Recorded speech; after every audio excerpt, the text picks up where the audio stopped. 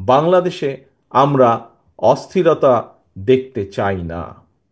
বাংলাদেশে আমরা চাই, বহু অস্থিরতা হয়েছে, পলাতক স্বৈরাচার, বাংলাদেশের অর্থনীতি বলুন, বাংলাদেশের কৃষি বলুন, বাংলাদেশের শিক্ষা ব্যবস্থা বলুন, স্বাস্থ্য বলুন, বাংলাদেশের বিচার ব্যবস্থা বলুন, বাংলাদেশের নির্বাচনী ব্যবস্থা বলুন, প্রত্যেকটি রাষ্ট্র কাঠামোকে ভেঙে চুরে গুড়িয়ে দিয়ে গিয়েছে। আমরা চাই এখন দেশ গঠন করতে। আমরা চাই দেশে স্থিতিশীলতা নিয়ে আসতে।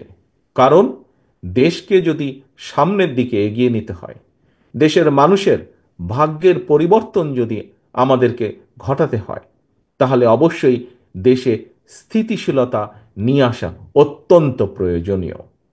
কিন্তু আমরা লক্ষ্য করছি অন্তর্বর্তীকালীন সরকারের কিছু কিছু ব্যক্তির বক্তব্যে বিভিন্ন রকম অস্থিতিশীলতা তৈরি হচ্ছে। আমরা দেখছি অর্থনীতিতে অস্থিতিশীলতা, আমরা দেখছি সমাজের বিভিন্ন শ্রেণীতে বিভিন্ন অস্থিতিশীলতা, আমরা দেখছি প্রশাসনের বিভিন্ন স্থানে বিভিন্ন অস্থিতিশীলতা। আমরা পরিষ্কারভাবে আজ আবারও এই সম্মেলনের মাধ্যমে, এই সম্মেলন অনুষ্ঠানের মাধ্যমে আমরা বলতে চাই, আমরা এই সরকারকে আমরা সহযোগিতা করতে চাই।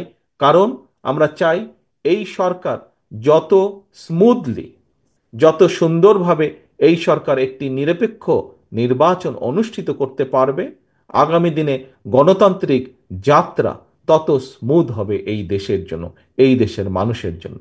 আমরা আশা করব, আমরা আশা করব অন্তর্বর্তীকালীন সরকারের প্রতি মানুষের যে নিরপেক্ষতার প্রত্যাশা, সে নিরপেক্ষতা তারা বজায় রাখবেন।